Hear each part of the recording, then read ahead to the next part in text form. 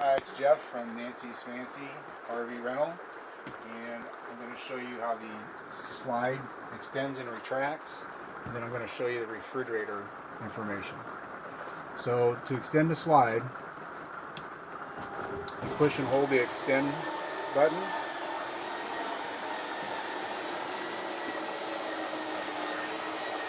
Before you do this, you're going to want to make sure that the RV is level and the engine is turned off. You want to make this action in one fluid motion without stopping and starting. As the slide reaches the end of its travel, you'll hear the motors start to load up, at which time you just let off the button and it'll kind of park itself. And to retract, push and hold the retract button. Again, we want to do this in one fluid motion.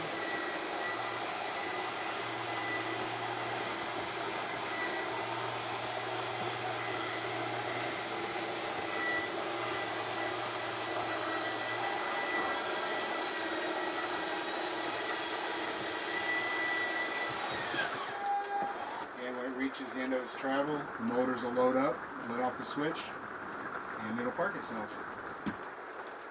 I'm going to re-extend it, and then I'll go on to the refrigerator controls. This is operated with the 12 volts. You do not have to be plugged in or the generator operating to operate the slide.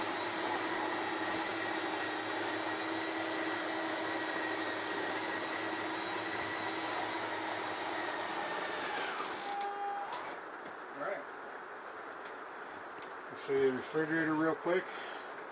We're currently plugged in on shore power. So with the refrigerator in the auto position, the refrigerator is going to run off of the 110 volt shore power.